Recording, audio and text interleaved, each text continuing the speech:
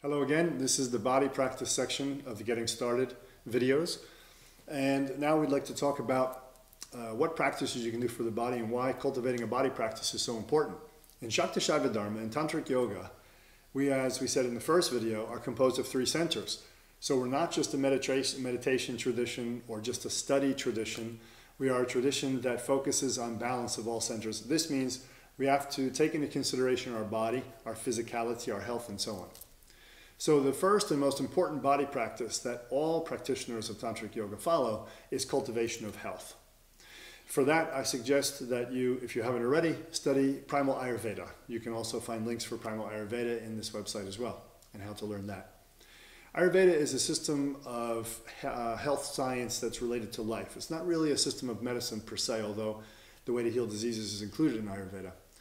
By learning the principles of Ayurveda and the practices of Ayurveda, and you incorporate them in your normal life, you basically cultivate your health. Now the goal of this is not to have radiant health, to be like a super athlete, or to live long because we're afraid to die, or any of these kind of things.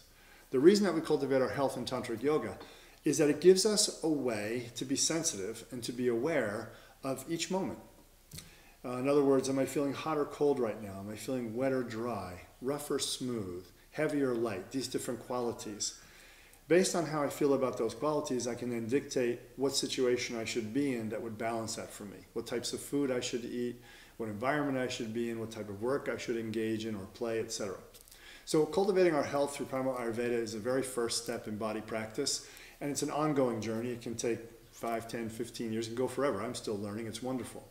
But we apply it every moment, and this would be where we want to start for a foundation. Remember, if you're born with some kind of congenital disease, or you have some type of limitation through an injury that healed in a certain way or so on, it does not mean that you cannot excel at Tantric Yoga practice. When we say body practice, we're not saying you have to be a high-level yogin, a Gumby or a pretzel. You can just practice the body practices to increase your sensation, increase your sensibility, which will increase your rapport with the universe, with your actual situation, with your loved ones, with your workmates. This is the whole idea. If we only pay attention to our, say, mental practices or visualizations or something like this, or only work with our emotions without really attending to the body, the practice is not complete. All right. So when we talk about body practice, the second most important practice is some type of conscious embodiment, some type of way of movement. This movement needn't be harsh. In fact, the original yoga textbooks tell us not to have strenuous experiences with our body, not to perform asana in a strenuous way, and so forth. So it's very different than what commercial yoga is selling as yoga today. In the path of Tantric Yoga, you needn't be austere or harsh on your body. In fact, it's thought to be counterproductive.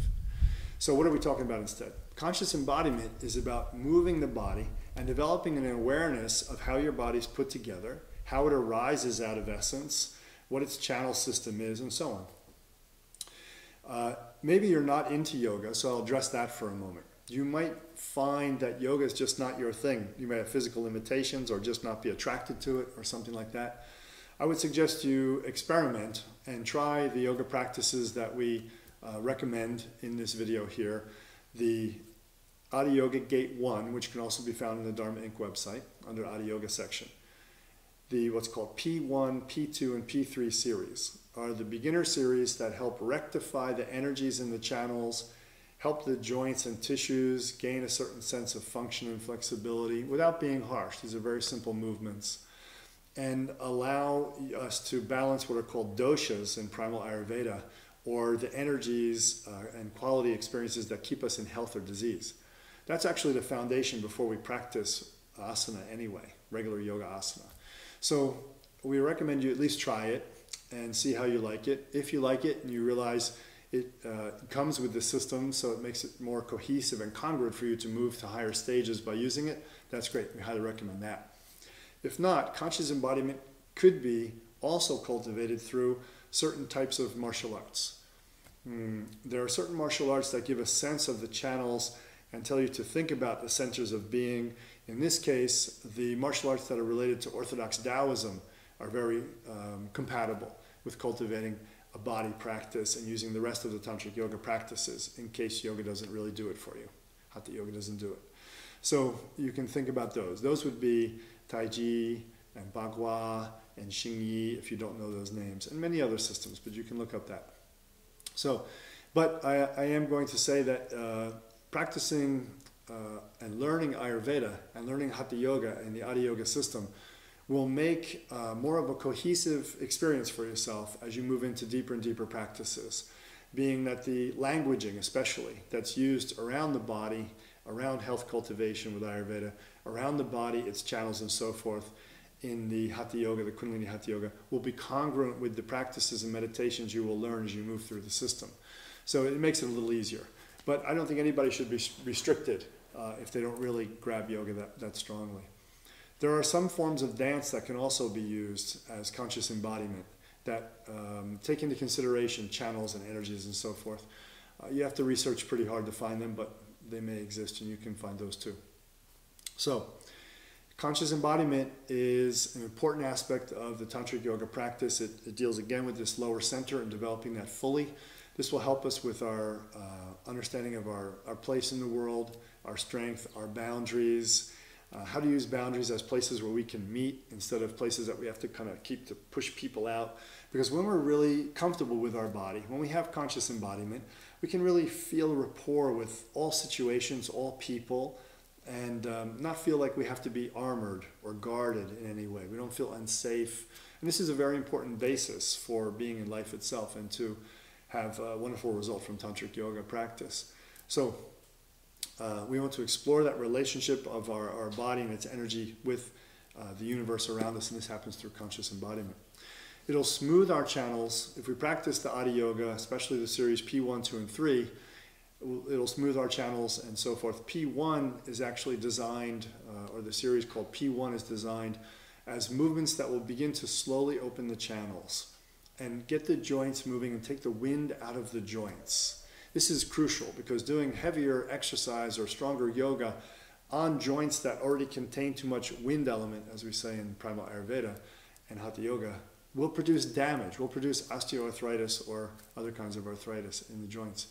So the P1 series will take care of that. The P2 series takes care of creating a very powerful digestive fire so that toxins can be digested. Excess tissues are not accumulated. Environmental toxins that we gain through eating and through water and breathing can be eliminated. Basically, our liver, spleen, gallbladder, digestive tract function can be increased. That's very important for longevity, health, and for relating to the outer world. The third series is about removing energy blocks, and it's a bit more dynamic than the first two series. We put more energy into it, more oomph.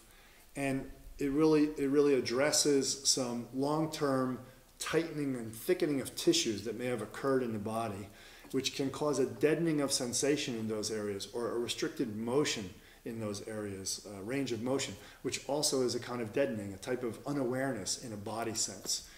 So these three series are scientifically put together by Tantric Yogins from many thousands of years ago, and they really do wonderful things for setting up our deeper practice for energy, our energy center and our mind center, and they go together, so please explore those. When the channels are flowing more smoothly and our tissues feel good, our mind will be more smooth. In Tantric Yoga practice, it's important to understand that the mind and the energy are not separate things. The mind and the body are not separate things. Three are one. So if we do these proper, gentle practices of P1, 2, and 3, our mind and our energy and our body will relax. The channels will get smooth flowing with energy. It will be smooth flow of energy. Our mind will start to relax naturally and rest in its own nature. This means that, you don't have to do forced concentration for years and years and years, frustrated with the results or lack of results. In Tantric Yoga, it's a very natural system, and we find that enlightenment and the steps to enlightenment come very naturally if we just go along with the mechanism we were born with. That is our body and its activity, our energy, sensation and emotion, and our mind, our perceptions and thinking. So, when you feel that you've gone through these Adi Yoga Gate 1 practices of P1, 2, 3, and the breathing practices that are there as well, there's a lot there, and I urge you to explore it all, the relaxations and the breathing and so forth.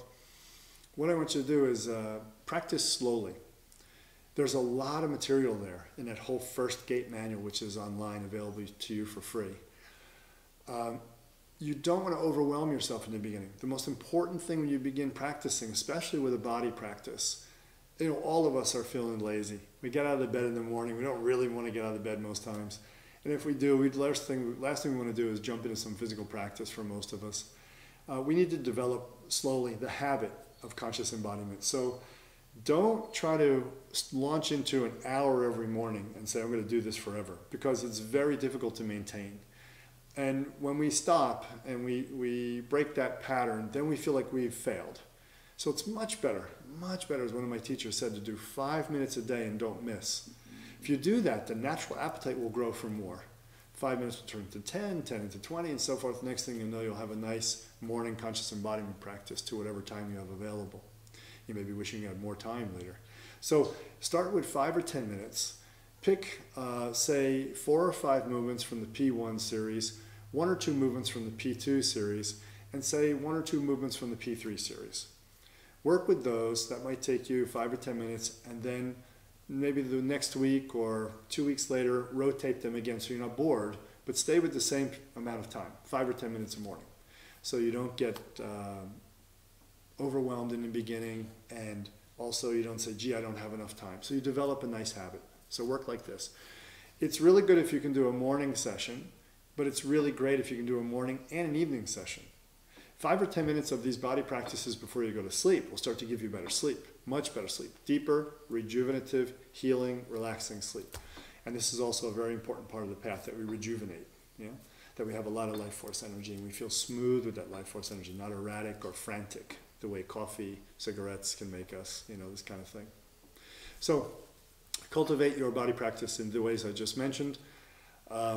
If you can get to an Adiyoga class presented near you at one of the Adiyoga centers internationally, that'd be a great idea to learn more and go deeper into it this way with instruction. And when you feel that you've understood what's happening in this video, then move to the next video on energy practice, and I'll see you there.